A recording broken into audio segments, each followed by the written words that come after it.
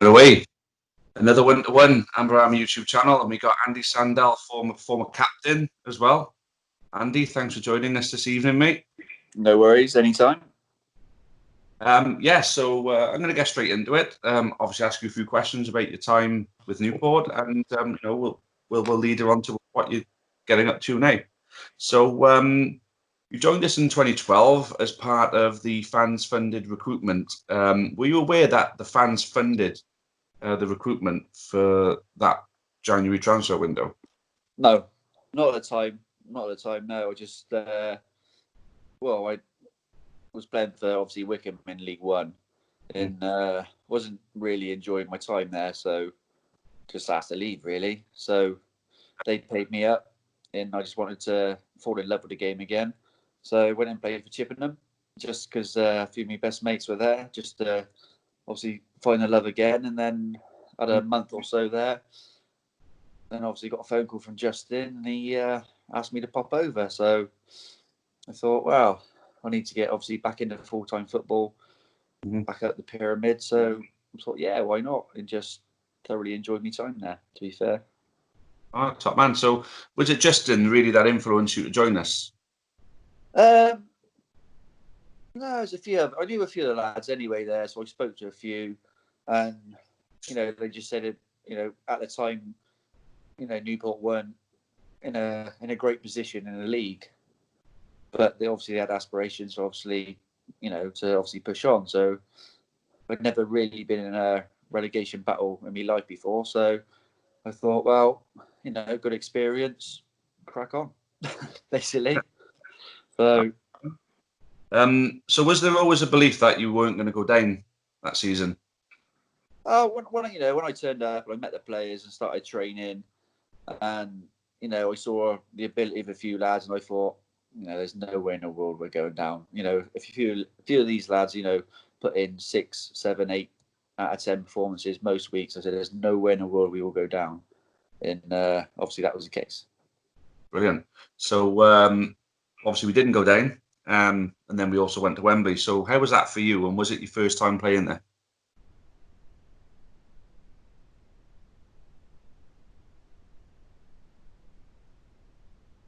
Oh. Say that again. It just paused. Sorry, mate. We froze there, didn't we? So obviously we didn't go down that season. We went to Wembley. So how was Wembley for you? And was it your first time playing there? I didn't make the Wembley trip because I played in the trophy for Chippenham.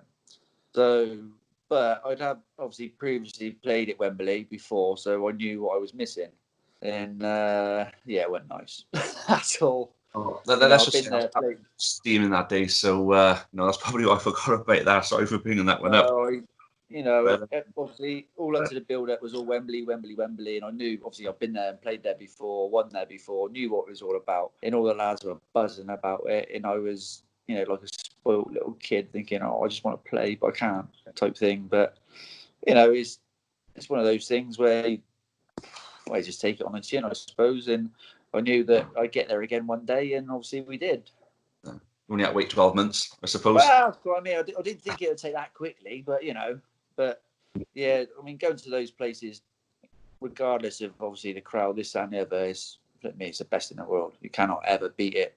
To go and play at your national stadium, and whether it's in front of 20,000 or 50,000 or whatever, it's just something else. Just a day, the place, the atmosphere. You walk out, dressing room, everything. Doesn't matter who you are. You go there, you play that. You will remember that for the rest of your life. Yeah, absolutely.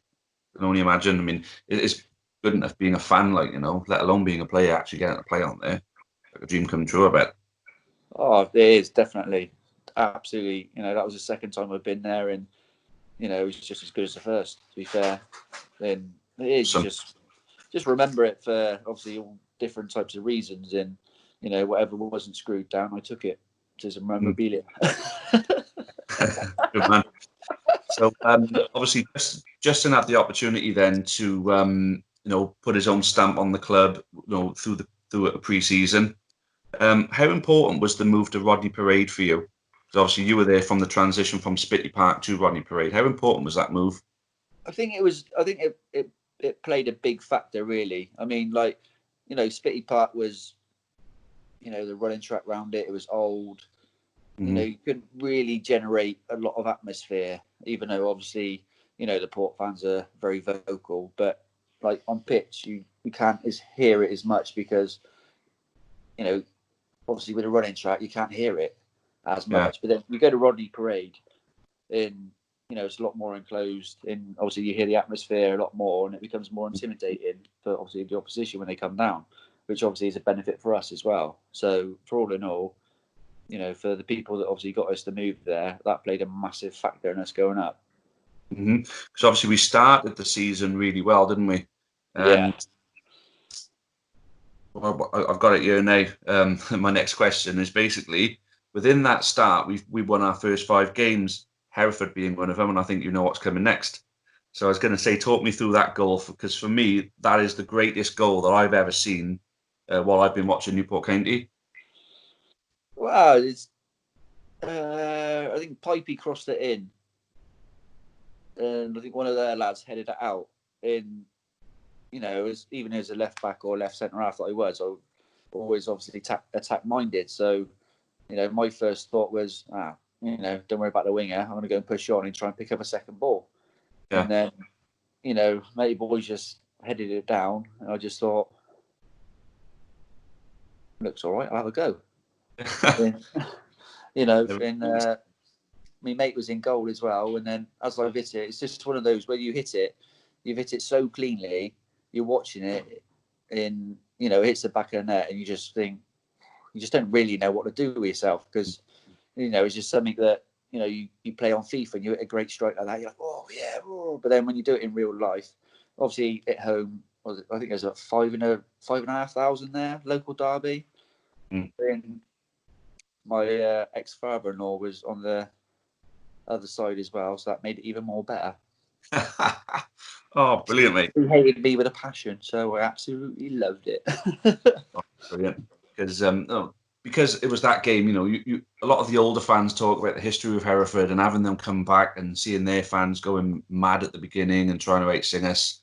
It was a very, very tight game right the way through, and it had to take something special to obviously break the deadlock in that one. And honestly, I still picture myself stood in that Hazel Terrace watching that go in, thinking, oh my God, I didn't know where to look. Obviously, I went bananas, as you can imagine. But no, honestly, mate, I'm not just saying it because we're talking now. For me, that's the best goal I've ever seen us score, where I've been there live. The good thing is obviously my family and a few of my mates were there as well, and they had me down as the first goal scorer. So even better then. Did you think I said even better then? Oh, flip me, yeah. Even though they gave me none of it, but never mind. Actually, no, tell a lie. They bought me a drink, so that's fair enough as well. It's okay then. Have you scored any better than that, do you think, during your career? The only one I probably think of is when I played for Aldershot. It was a dark, doomy Tuesday night away at Dagenham and Redbridge. And there was this guy, because I can remember their winger was pretty decent at the time. And the gaffer obviously said to me, he's quite good, make sure you let him know he's in a game early doors. So it was right on the halfway line. He's tried to turn. I thought, right, here's me time. So I just smashed him. And then right in front of obviously their home crowd, and obviously they didn't take too kindly for it. And there's always that one bloke you can always hear with a foghorn of a gob. And every time I went near the ball, he goes, Sandell, you're rubbish, you're this, you're that. For the whole first half, he was just giving me absolute shit. And then in the second half, we worked quite a bit on set pieces at Aldershot. And Scott Donnelly was playing at the time.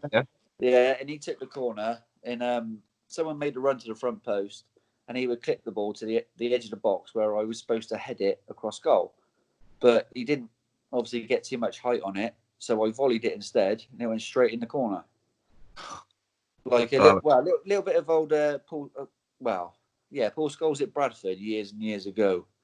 Very similar to that, and then it was just a sweet strike and celebrated right in front of that Dagenham and Redbridge fan that was giving me so much jip for the first within 60, 65 minutes of the game. It gave me so much satisfaction. It was absolutely unbelievable. But I scored a few decent ones in my time, but those two were probably the most memorable. There's a couple I can think of. Obviously, there was the goal against Telford away, which I thought was really sweetly struck by yourself. Yeah. And then I remember that, to be fair. Do you remember Burton at home in our first season in the Football League? Was it the first? Yeah, towards the end of the season against Burton. And I don't think there was so much that it was a screamer as if it went to the top corner, but you whacked it from distance. The keeper just couldn't get his hand to it. It just pretty much went through him. Well, I've always had a half decent strike, right foot or left foot. So, and I've never been shy to have a little pop at goal from distance. And sometimes it pays off, and sometimes it doesn't. But it's as if you've set some kind of left back dynasty at Newport, and people have had to follow in your footsteps, and have always had to have a good left foot since you. Because I can never remember a left back with such a sweet left foot. Then after we had yourself, we had Scott Barrow who had a great left foot, and then we got Mickey Demetriou with a great left foot. So you started something there, mate. But going back to that season, though, at what point did you think that we could go up? I remember, I think it was Luton at home. It was I don't know if it was a Saturday or a Tuesday night, but I can remember it was quite dark. I think we won. I think we scored 5, I think, that day. And Luton were obviously, paying decent money, blah, blah, blah, blah, blah. We ripped them apart and we gave them an absolute lesson. And it was just one of those things where you think to yourself, actually, we could actually do this here. Because even with games going on, we had a good thing of sometimes winning ugly, where we didn't play particularly well, but we would get a result, whether it be obviously a win or a draw or, something like that. But then, we always knew that we were going to score goals. Always, going forward, we were, very, very good. It's just one of those things is, if we scored 3, then hopefully we just conceded 2. But I mean, we're always going to season, Well, yeah, because we were so attacking and, sometimes so open, but as a fan watching, to see teams that are open and attacking, and it's what you want to see. You want to see passing, moving, goals, and that's what we were all about. And as long as we scored more than them, we were happy. Yeah, especially when you got forwards like Azza and Joel's playing for you. Oh, me, I spoke to Az the other day about it and just had a little reminisce, and it's just one of those memories that you're always going to remember. You remember the players, you remember certain games where, it was, clinical, this, that, and the other. And, even just chatting to someone else about it, brings back the little goosebumps and, the memories, and just makes you happy, really. So it was a great season. So when it concluded was at Wembley for the second time. Were you confident before the game that we were going to win that? Yeah, definitely. I think we had a little bit of swagger about us, confidence. We had a few players that have already been to Wembley, already experienced it, so they know what it's all about. Because, there's a fair few people that go to Wembley, very, very good players, run games, go to Wembley, see it, freeze. Yeah. And, a certain member of our squad that day did freeze. But, it's just one of those things. But now he's unfrozen. He's doing a very good job at the moment. Fair play. Love him, bless him. I actually can't think who you're on about there. Well, he managed you at the moment, to be fair. Oh, Flinny. Oh, yeah. Of all the people, Jesus. I know. Such a senior player. He froze on the day, bless him. My opinion, he might not agree with it. Some people do, some people don't. But it's just one of those things. You get to a big stadium, big day. Things going through your head, everything. But you just cannot describe the experience of playing there, winning there. It's just unbelievable, absolutely unbelievable.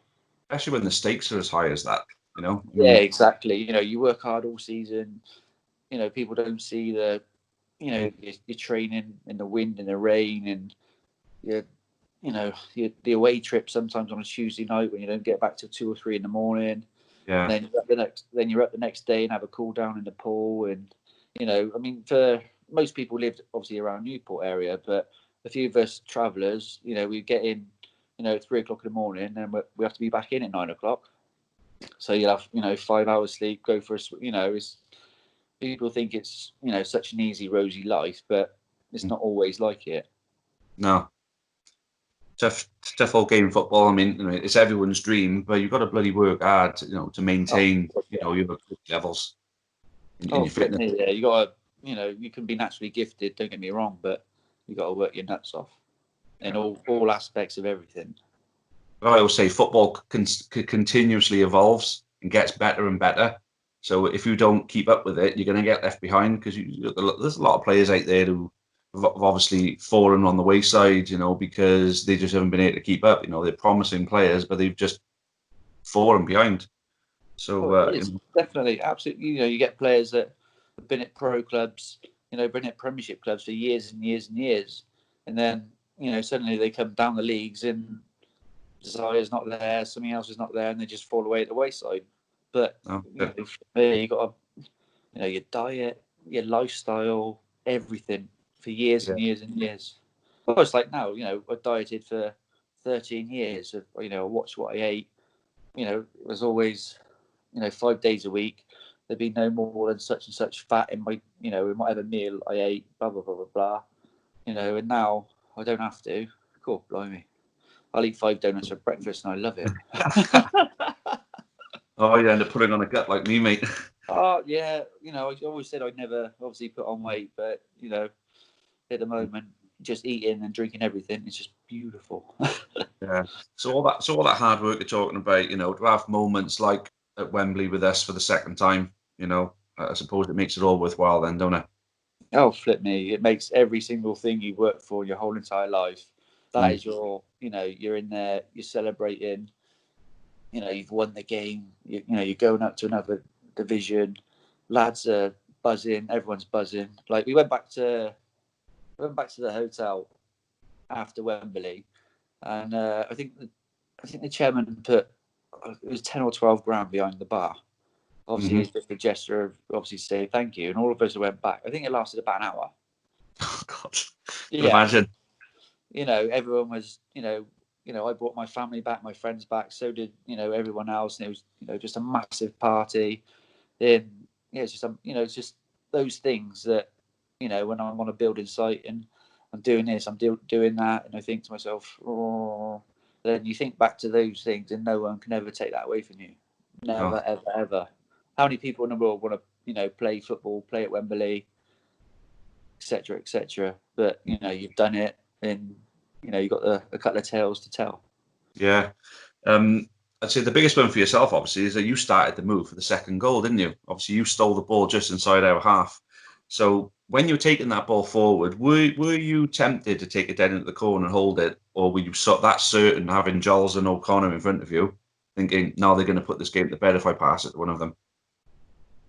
Yeah, my first instinct was to just run it into the corner and just, kill the game off, hold it. But then I think after I took the second touch, I had a little look up to see obviously what's in front of me. And then, Joel's peeled off, started to make a run, and I just had an instinct to obviously try and find him. Yeah. So, I found him, he's done the rest, job's a good one, we're up. Simple as that. Brilliant then. So you'd been in the Football League before. As you mentioned, you were playing for Wickham. I think you also played for Bristol Rovers as well. Was the experience different with us than what it was before? Yeah, a little bit, yeah. I mean, every club you go to is different, whether it be, the Conference, League One, League Two, it's all different. And, even at Wickham, we had a very good year. We went up, but I never enjoyed it. Not one, even, winning most weeks, playoffs, blah, blah, blah, blah. We went up automatically that year, but I just never enjoyed it at all. Didn't enjoy the atmosphere there. You know, didn't really get on with too many of the lads there. They weren't really my cup of tea. So, but the money was all right, so I stayed. And obviously winning and things like that. But then, you know, the next year came, and I suppose it's people's dream, you know, playing in League One. You know, we went away at Sheffield United and played in front of 25,000 people. But Yeah. I just didn't enjoy it. You know, I went from playing in front of 25,000 away at Sheffield United to when I went to Chippenham in an Armadillo Stadium in front of about 80 odd people. But I enjoyed it. I enjoyed it more at the Armadillo Stadium playing in front of 80 people than I did playing in front of 25,000 at Bramwell Lane. So it's just, you know, obviously everyone's individual, blah blah blah blah. But you know, when I came to Newport, just I don't know, things just seemed to click. People seemed to click. Everyone used to get on. You know, we had great camaraderie on and off the pitch, nights out. Just, you know, the gaffer and Dacky, hats, Flinney, you know, all quality around the dressing room, kept everything buzzing, happy. You know, you came into training, you know, you had your breakfast, you enjoyed training, you know, you'd have a laugh. It was just such an enjoyable time. Brilliant. So we consolidated well in our first season in League Two, and the following season we had a real shot at hitting the playoffs. Do you think if Justin hadn't left at the beginning of 2015, we would have gone up that season? It's difficult to say, to be fair, but you know, obviously losing him it's a massive, isn't it, Flipney? You know, he was you know, the clog that kept us all together, kept us ticking. You know, I thought, you know, when Dacky came in, I thought Dacky did a good job. He was, you know, bright, bubbly as he always is, but you know, obviously Justin's been there, played, knows the game inside and out. Yeah. Where, you know, Dacky was more of a coach than a manager. Yeah. So, you know, technically, yes, you're right, I think. If Justin would have stayed, one or two more signings, maybe, we would have been, you know, there or thereabouts. But then when he left, we went on not the best run, did we, I think? No, we went on a bit of a losing run. Couldn't begrudge just in the move to a higher division, of course. You know, I think we all wished him well moving on. But I cannot think of what would have been if we had been able to keep him. You know. Yeah, definitely. I mean, you know, he's you know, you want to play, you want to manage it, obviously at the highest level possible. So, you know, for him to move, you know, obviously to Gillingham, closer to home, higher league, it's a no-brainer. Simple as that. You know, anyone in his shoes would have done the same. So you can't fault him for that. You just obviously wish him luck, and you know, hopefully you meet in the future. Absolutely. So about that season, I've got to ask you, the winning goal at Portsmouth at the beginning of that season, that was actually our first win of the season. Did you mean it? Or was that a cross that just found its way into the bottom corner? That was a cross that just found its way in the bottom corner. Thought as much, but you'll take the goal. I'm always honest. And I was a little bit peed off that I wasn't playing. So I had a nibble at, you know, the start of the game because I wanted to, you know, if I turn up, if I'm there, I want to play. You know, I'd give it my all, just want to play.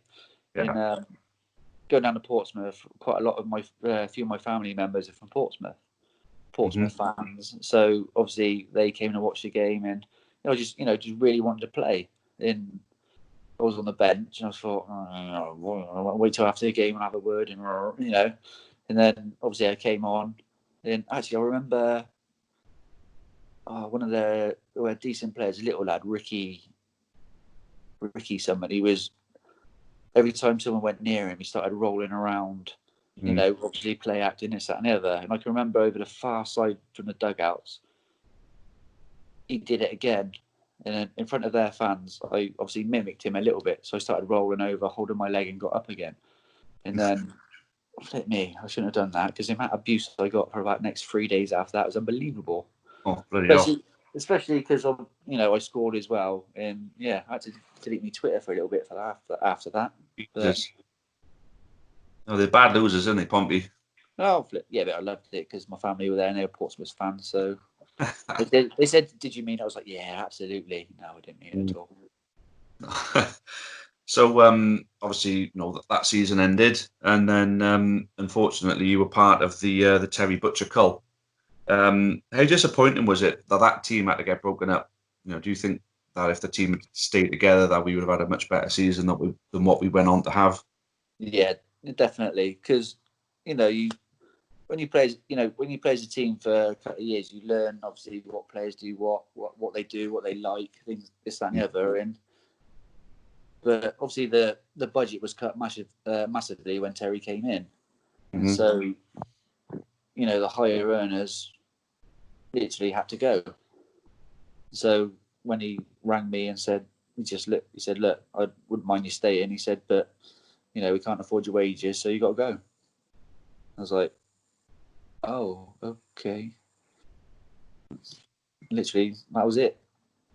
I didn't ask if you'd be willing to take a pay cut or anything like that to stay. Oh, he didn't. To be honest, he didn't really say anything. I said, "Oh, well, we can talk about it," and he was just said, "Oh, sorry, I've got another call," and then that was that. And then that's the only ever time I ever spoke to him. So I just thought, okay, then time to move on, I suppose. It's not easy and it's not nice because obviously I had such a great time there and enjoyed every single minute of it. To suddenly turn around, you got to go. It was difficult because you just you want to stay, you want to be there, you want to fight, you want to but if the manager obviously doesn't fancy you, then really a lot you can do, especially when your contract's up. Yeah, that's it. It was unfortunate, but then obviously we had to lose you. So you're regarded, at Newport County as one of Newport County's greatest ever left foot.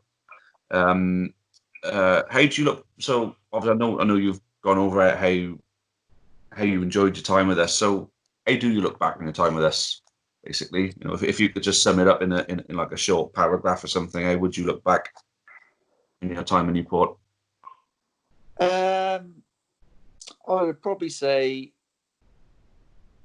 as a professional footballer for, many years I was, is probably the best time in my life. On and off the field, just lads, management, everything. Loved it. Absolutely loved it. Really good to know, mate. So, obviously now you're playing for Chippenham. Wow, retired now. Well, you're retired now, are you? Oh, yeah. well, happy retired.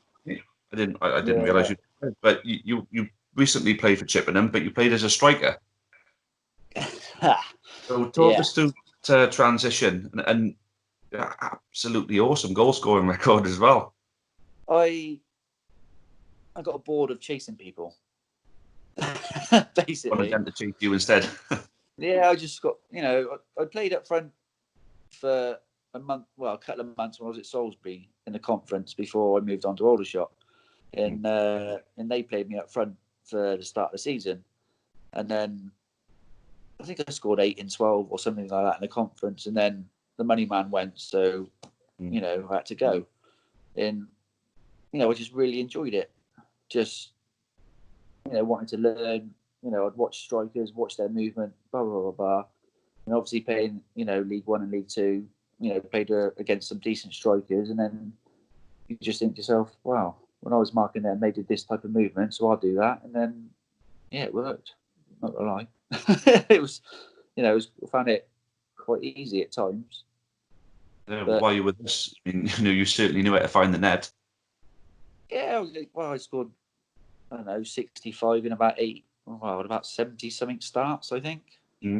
So, but yeah, I just enjoyed it really. Lads at Chippenham were good.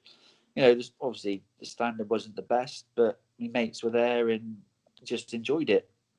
But you think to yourself, if I was a striker, 10, 15 years ago, what could have been? So, but I've got no regrets over my career. Loved every minute, well, most of it.